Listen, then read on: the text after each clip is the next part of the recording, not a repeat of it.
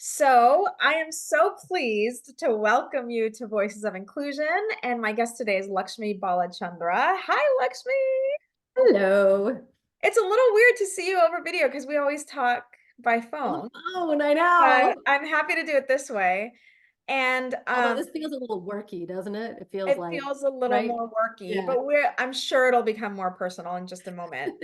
But I'm really happy to have you here for a variety of reasons because when I think about your career, I think about our friendship. It's the word that comes to mind is range, right? Like we talk about together, we've talked about our professional lives, we've talked about our families, we've talked about our own like personal struggles being women of color, being moms, and so there's like so much range and depth in our relationship. And so I wanted to interview you to get a little bit more, even more granular, and also because I really love our conversations. So we're going to go beneath the surface today. Are you ready to go there? I guess. Yeah. Let's do Okay. it. Why don't you start by telling me just how you would like to be introduced, who you are, what you do? Oh man, you're already getting into deep territory because, right? Like we're talking about how we know each other, all these connections and ways we know each other, but it all comes down to these different forms of identity. And I've really been thinking a lot about, when you said like, how do I want to introduce myself? That's a great question. I mean, I think we tend to go with our career, right? So my first instinct was like, well, I'm tenured associate professor of entrepreneurship at Babson College.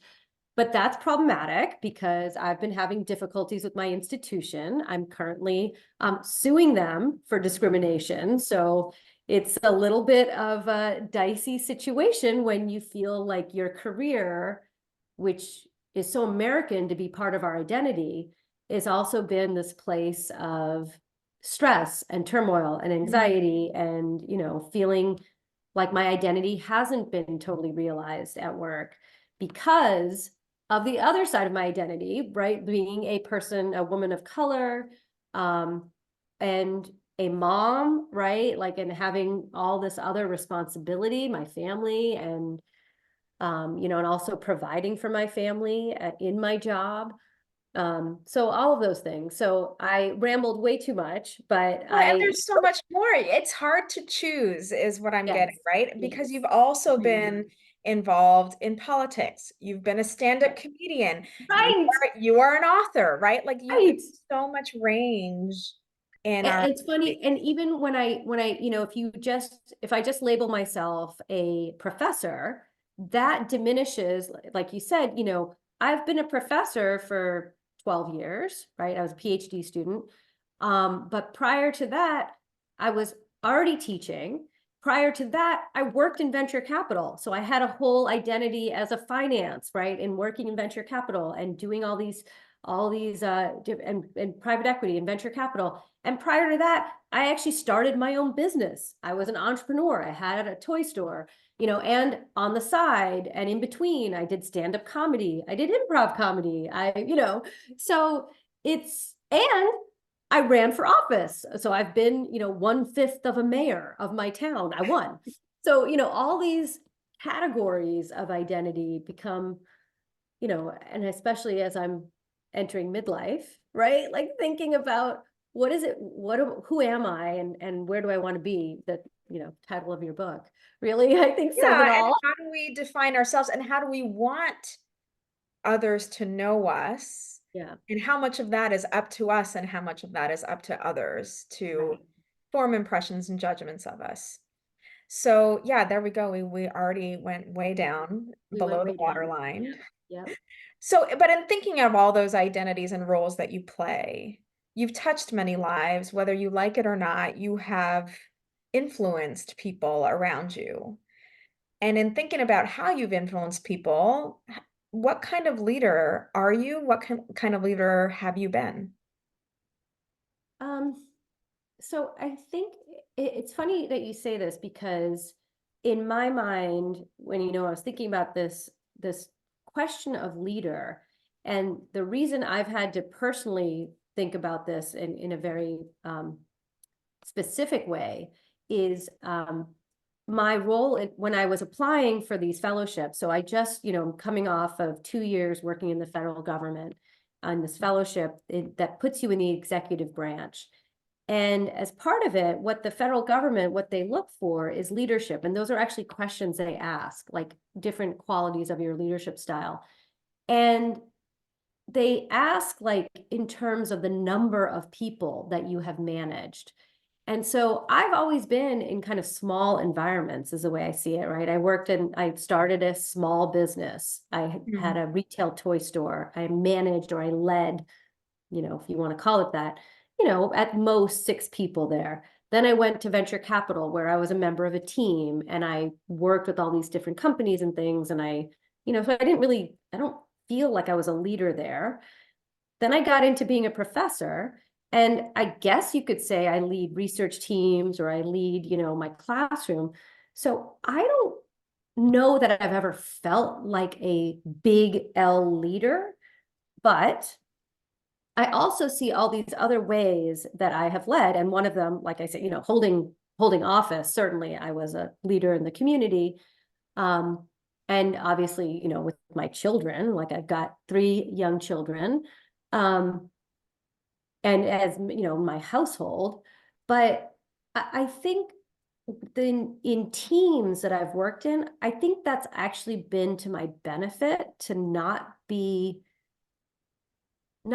thinking of myself as like a big L leader, but more like how can I help? How can we work together? How can I um basically think about the things I want to have accomplished and help you to get us there, right? Like to help to empower others Mm. to get to the goal. And I kind of see that most saliently in frankly in the classroom, right? Like how do I motivate students, motivate people that I'm working with to get them to do the work, right? Which often isn't necessarily fun, but needs to get done. Yeah. Well, I think of teaching as the ultimate form of Mm-hmm. leadership, Mm-hmm. right? Because you're imparting knowledge, but you're also needing to role model Right. fallibility, learning, courage, knowledge. And it's fascinating to hear you say that maybe it's been to your benefit to not think of yourself as a capital L leader. Because the way I think about it and the way I evangelize leadership is to say, hey, whether you like it or not, you're Right. influencing the people around you. You are a leader. And Right. so, can you leverage the power that you have to Yeah. influence others?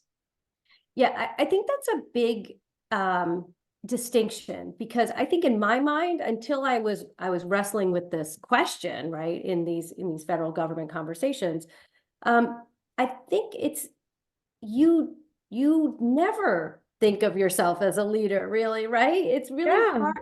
And I did it myself. Like I wouldn't have called myself a leader in those positions. Even in, one fifth of a mayor of my town, I Yeah. never thought of it as a leadership role. Um, and I guess there's also some drawbacks there because Hmm. I did, I ran for office and in part because I wanted representation for, our select board was filled of older, all white people, 4 men and 1 woman, and they were all like literally over the age of, 55.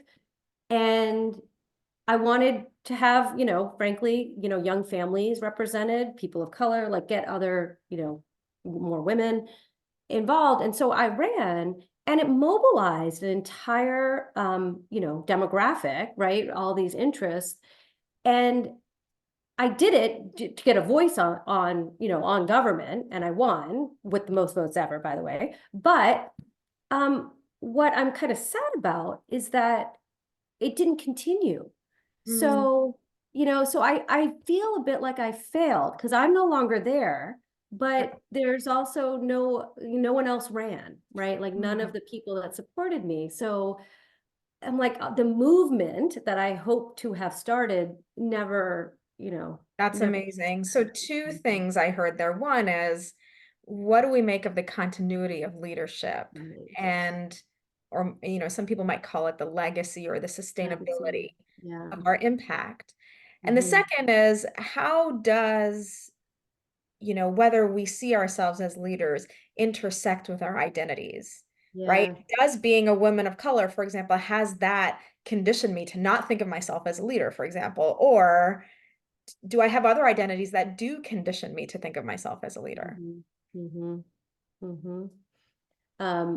I that legacy question is a big one, and I wonder if it's also because I've never viewed myself as a leader, right? And I've never viewed it as, but I think on the flip side is that I think people did view me as a leader, Oh, right? And yeah. so I think they wanted me in that role. And that's what I heard a lot of people Yep. say to me, like they wanted to vote for me. Um, and they didn't, I think translating that into a movement or getting, I would have happily voted for one of the people that voted for me, to keep, that the generation, the new, new kind of families represented.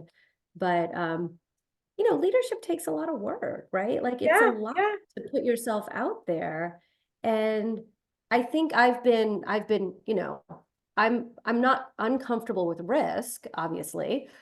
Even though I don't feel like I'm happy about it. I've had a lot of knocks, but, and I will say like, doing stand-up comedy is probably the one of the biggest hurdles. It was terrifying. And I don't do it anymore because it's super stressful. But I'm willing to do it. And I feel like that may be another quality that I'm now seeing that, is not what everyone's willing to do. So you kind of have to be Yeah. willing to, Oh, yeah. Willingness and drive is part of it.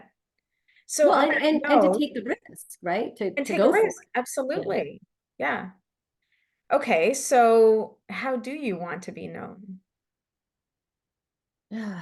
God, I don't know. And it was funny when you say that, I feel like then I feel like I'm a failure, right? I'm like, what have I done, right?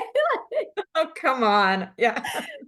Well, I think and that's always the problem is that um you also feel like your job is never finished, and I would have said that about myself as a professor because half of being a professor is the teaching, which is the only side the students see, but the other half is the research, right? And the writing and doing all of that. So the whole time I was in academia, I would teach during the day and then I would come home to my family and deal with kids and baths and, nursing at that age. And then I would put my computer back on and do more work, so like the work was never done. And I feel like that mentality is kind of part of my identity now, which is not Mm. good because I do feel like I don't feel like I've done enough, like I started a business. It was successful, but it was small. Then, I went to venture capital and I worked in VC for a while and it was small. And then, I'm tenured, but I don't know, I feel like, and maybe that's a lot of pressure on myself, Uh-huh. but it's definitely, and I ran for office, but it was small, So what? Yeah. So like there's something about magnitude or reach or Mhm. scope of what you're doing Yeah. that defines. But okay, so maybe give me three adjectives or five adjectives to describe how you would like others to know you.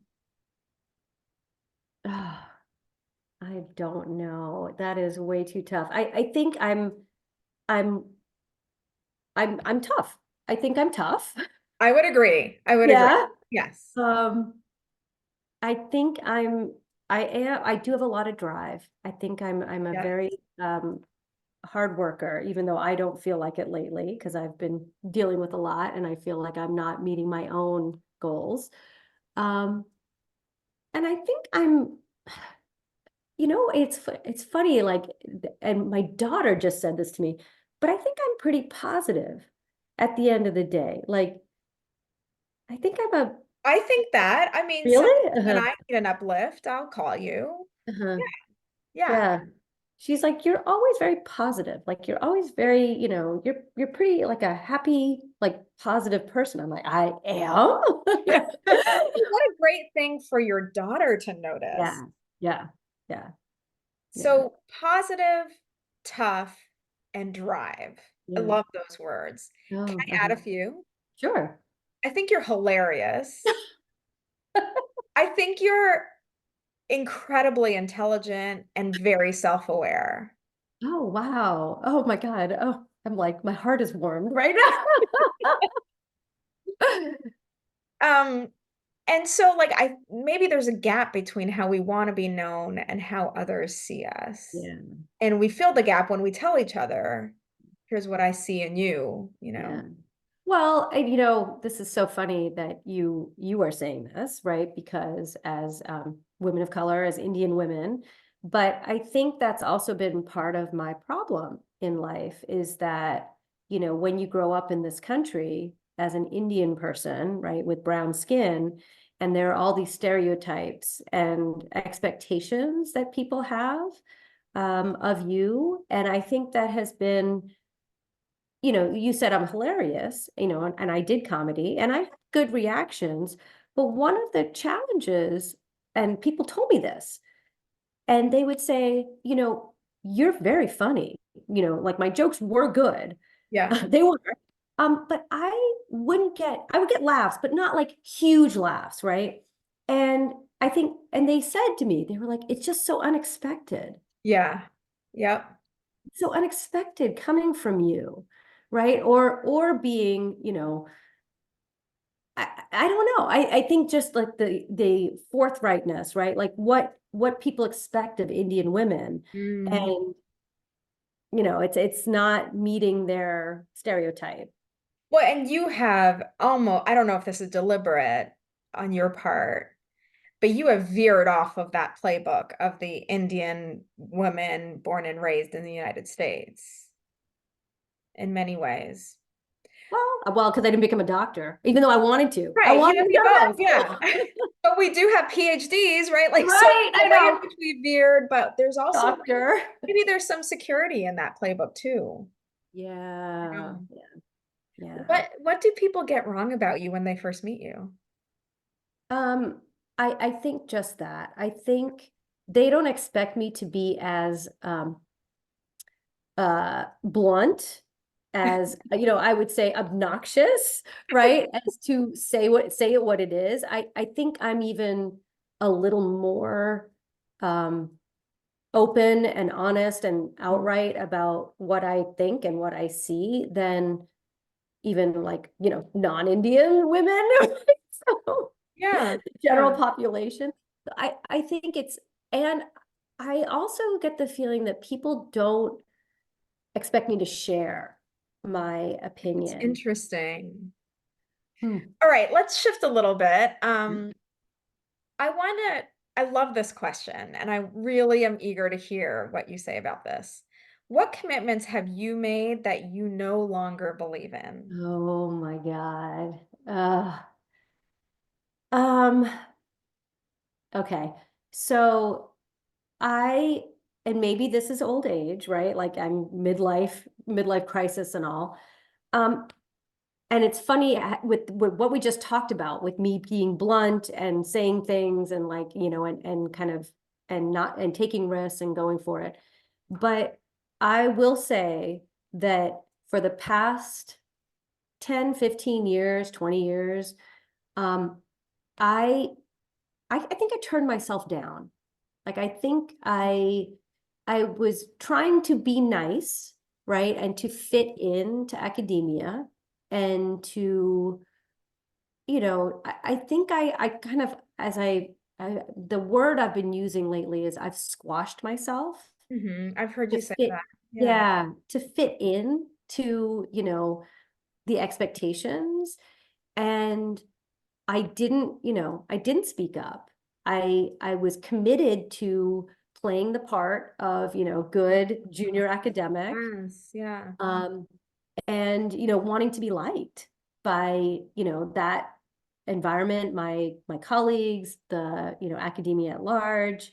And there's all these norms in academia where, they literally erase your history prior to becoming an academic, which is ridiculous, but I did it. I did it. I wouldn't talk about my own business or my work in venture capital or all the teaching I had done outside of my institution or, prior to becoming a professor, because I had taught a ton. I've taught executives all over the world at all levels, all different topics. I used to teach, week-long seminars in negotiation, Mm. and I would, done improv with literally people around the world. And I didn't I didn't bring any of that because I was squashed. I was, infantilized, and I accepted it.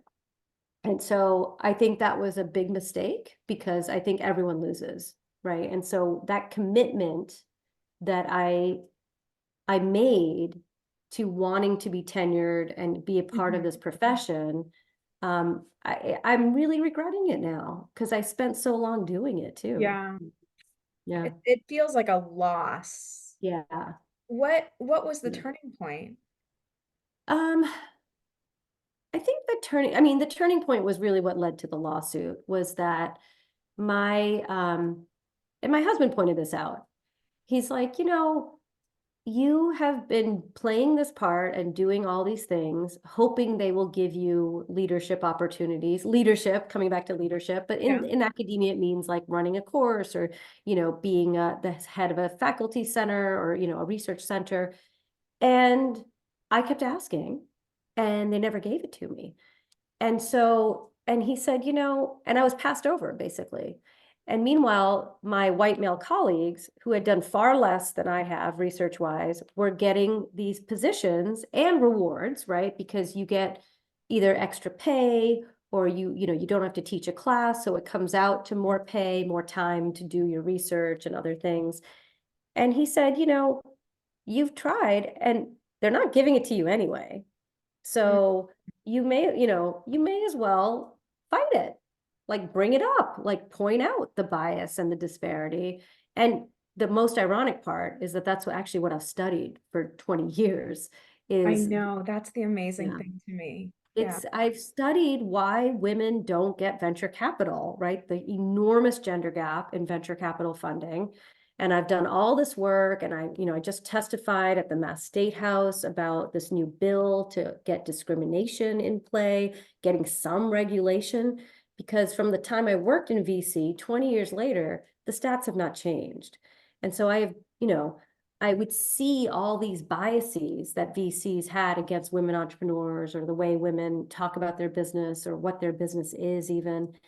And they don't get funded or supported, which is enormously helpful for women's entrepreneurship for their careers. And then Yeah. I was seeing it in my own life.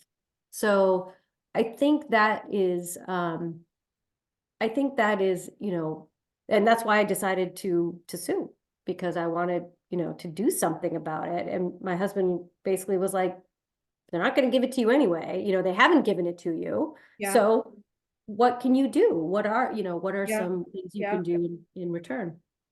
So if I could pull that thread a little bit further, what are you now committed to? Um, I think I'm now committed to not playing a part, right? And to not squashing my interests. Mhm. And to really pursuing and doing things that I want to do. And if it is fulfilling, and gives me, and, one of the reasons I wanted to be a professor was purely selfish, meaning, yeah, I started teaching before I went into academia and I love the teaching. And I think part of that, we all do things because, we should do things we enjoy, but I like the teaching a lot. And then I found I really like the research, but the bigger driver was the schedule. Because, the fact that you didn't have to, and when I worked in finance, I mean, I had to be in the office at 8 Yeah. a.m. and couldn't leave before 8 p.m., right? I worked with all men and they all had wives at home, not to stereotype, but they did, who were, doing all the housework. And I was like, oh, a professor's life, like I could have flexibility. I can, be home certain days, be with my kids. I only have to be on campus. Like no one's checking my time card. And I only have to be there to teach or to get work done, but otherwise I don't. And I love that. I love that I could work at night, and I worked a Mhm, lot, mhm. but I I think that's one of the and now I feel like academia, is not giving me the Yeah, personal satisfaction and yeah, rewards. But so I think for me now, like my commitment is to think about how, and now post pandemic, I feel like everyone can work from home, right? Like we can all find yeah, some sort of flexibility in that. So that's also changed. But to I want to really be committed to doing things that I want to do and to being able to to speak up, right? And not feel squashed. yeah.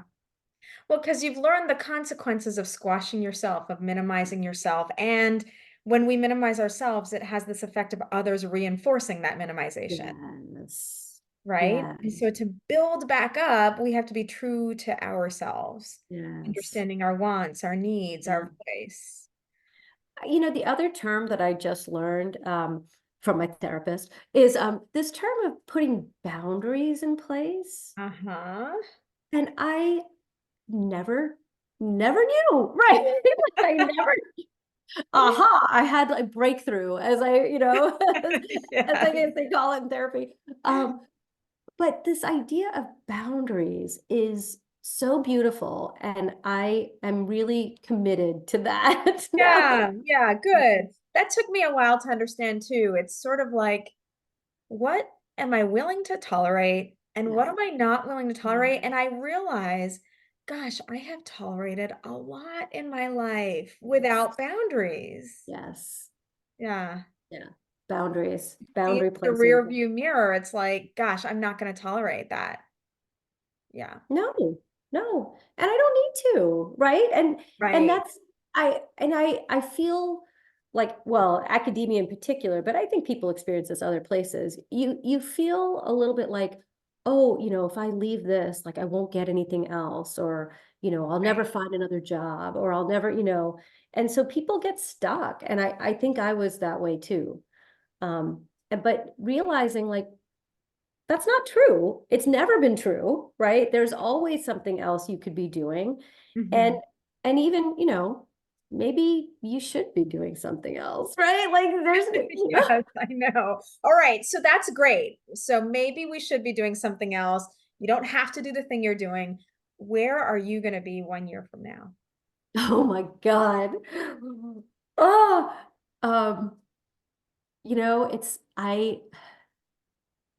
I'm going to admit this, and I don't know if it will come true, Okay. but um I see two places that I will be, or three. Okay, but okay.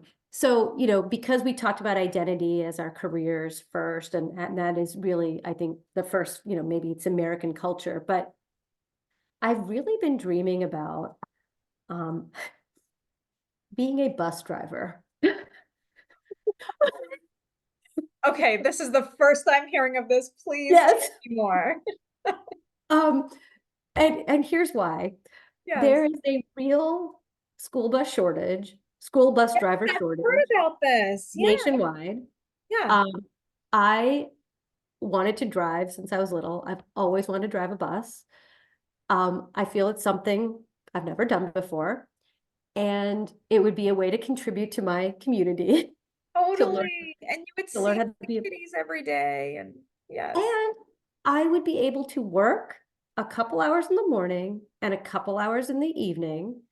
And I want to be able to be home and be a consultant, like do and be with my kids and have that flexibility. And it's like I said, it's something I haven't done before. So that's one. Oh my I gosh, I love it. isn't that crazy? I know. I want to It's be a bus well, because but you know what?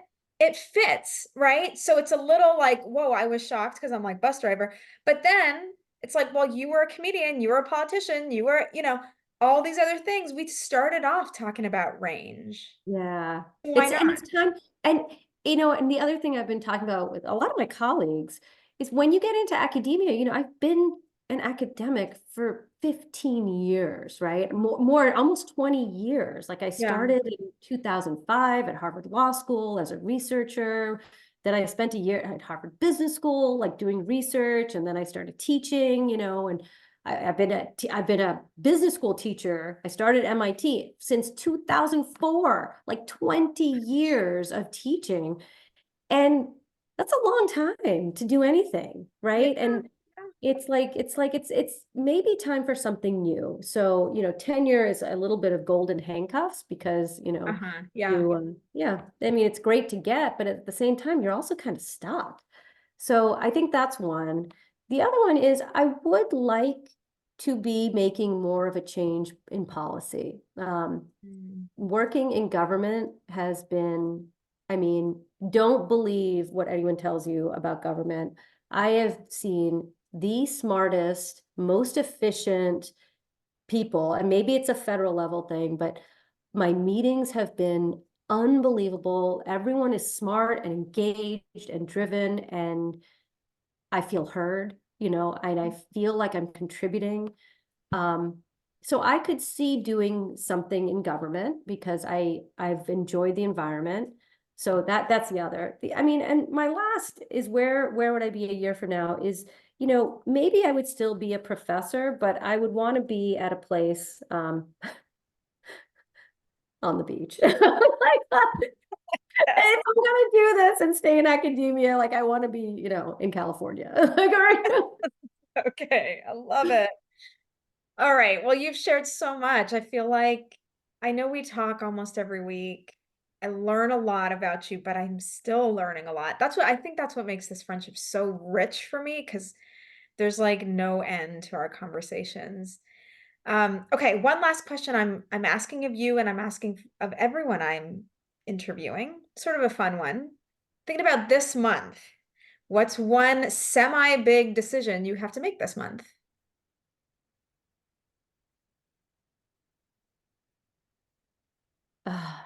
This is a really tough question. So I'm in this place now, and this is where, part of like life is happening to me. So I'm entering in my lawsuit, the deposition stage. So there Yeah. are decisions that are being made for me. So I don't feel that I have much agency right now. Mm.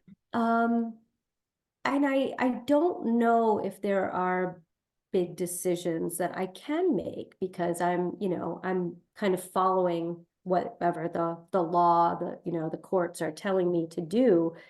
Um, so I don't, I mean, okay, I'll give you a good one in that I need to decide to integrate a walk/exercise in my life Yes, every day. I And that love that. Yes. I have not made that decision. We're on January 11th, and even though I talked about it as a resolution, I haven't done it. So this big decision needs to be part of my life, and I need to decide to commit to. You're so right, though. It Right? is like it's that moment of decision that Yes. activates us. Yes. Yes. It's a Yes. So, decision, right? yeah. I mean, I always say even, happiness is a choice, right? Like you have to Mm, choose to be happy or you can choose to be sad, right? It's a decision. It's a right. decision-making Right. point. And I haven't integrated that myself in terms of exercise. Like I need to decide and just do it. Okay. Well, thank you. I can't believe 45 minutes is already done. Is there anything else you'd like to share? No, I don't think so. I mean, this was a lot of fun. I'm hopeful that I my husband's walking in, so I'm Need some lunch. I have 15 minutes. oh God. You need So lunch, Lakshmi. he needs lunch. Did you hear that? Yeah, he needs lunch. Yes. It's He's like, very you're in the kitchen. All Oh, true. well, thank you. Thank you. I'm so grateful. And I know that we will continue the conversation. Yes. for sure. Yeah. Okay.